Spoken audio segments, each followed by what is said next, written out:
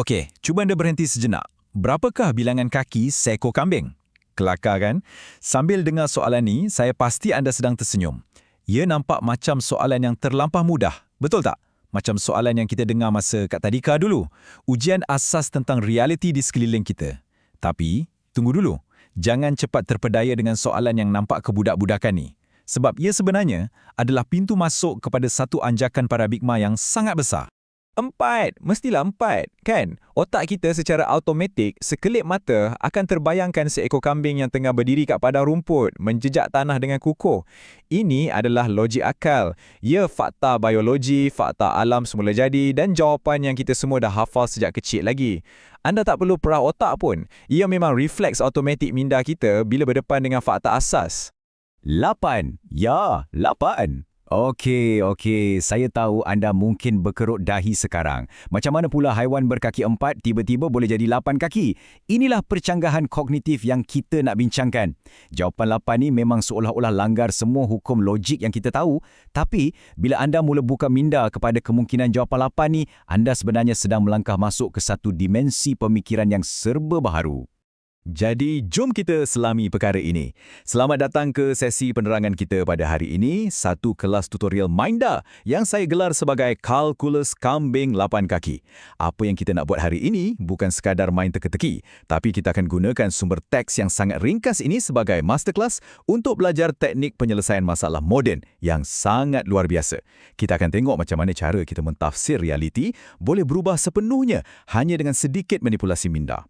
Silibus sesi kita hari ini ringkas saja. Pertama, misteri kambing 8 kaki. Kedua, perangkap pemikiran satu dimensi. Ketiga, tutorial falsafah pelbagai sudut. Dan keempat, aplikasi pemikiran luar kotak. Jom kita mulakan dengan bahagian pertama, misteri kambing 8 kaki.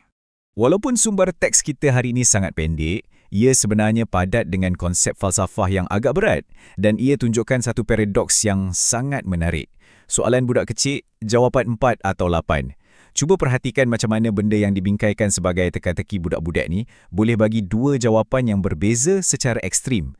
Tapi yang paling mengagumkan, kedua-dua jawapan, 4 dan 8, adalah sah bergantung kepada siapa yang fikir dan macam mana dia tengok masalah tu. Ia membuktikan tahap kedalaman pemikiran kita yang sebenar. Seterusnya, bahagian kedua, perangkap pemikiran satu dimensi. Kenapa otak kita awal-awal lagi terperangkap pada jawapan 4 dan gagal nak nampak yang 8 tu wujud? Inilah yang dipanggil pemikiran satu dimensi. Kecenderungan kita untuk terima keadaan semula jadi tanpa soal. Macam yang dinyatakan dalam sumber teks, kambing yang sememangnya ada 4 kaki. Memang betul, ia fakta, ia selamat. Tapi masalahnya bila kita hanya bersandar pada keadaan fizikal ni, kita tanpa sedar telah meletakkan had ceiling kepada kapasiti kita untuk berfikir secara lateral. Kita sekat potensi penyelesaian inovatif sebab kita percaya bulat-bulat apa yang kita nampak, itu sajalah jawapannya. Sekarang kita masuk ke bahagian ketiga, tutorial falsafah pelbagai sudut.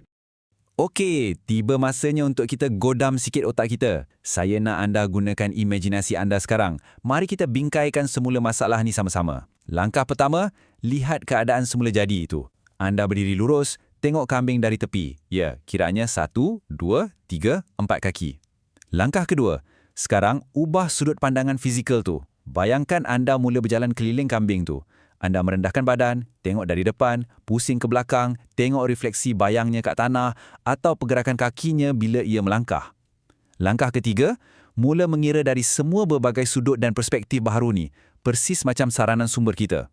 Tiba-tiba, konsep 4 tadi berkembang luas. Dinamik pergerakan, bayang-bayang, semuanya menambah nilai dan secara metaforanya, menukar 4 kepada 8. Teks sumber kita tak anggap ni sekadar permainan silap mata minda tau. Malah, ia jelas mengatakan ini adalah falsafah hidup di zaman ini. Kenapa zaman ini? Sebab cabaran moden hari ini sama ada krisis kewangan, masalah perniagaan, halangan kerjaya, tak linear langsung. Ia tak ada satu jawapan lurus yang nampak depan mata. Semuanya menuntut analisis berbilang dimensi. Falsafah ini paksa kita untuk tak terima halangan luaran sebagai jawapan mutlak, sebaliknya cari nilai tambah dengan ubah cara kita memandang. Dan kita ke bahagian keempat, aplikasi pemikiran luar kotak. Cuba tengok perbandingan ni. Logik standard tu kaku. Ia selesa dan ia berhenti pada limitasi fizikal 4 tadi. Tak salah, cuma terhad. Manakala pemikiran luar kotak ni terus sangat dinamik. Ia tak tolak angka 4, tapi ia tak berhenti di situ saja. Ia ambil kekangan yang sedia ada tu dan aktif menukarnya menjadi 8 dengan hanya memanipulasi titik pandang. Inilah perbezaan yang besar antara sekadar bertahan dengan masalah dan menguasai masalah tersebut.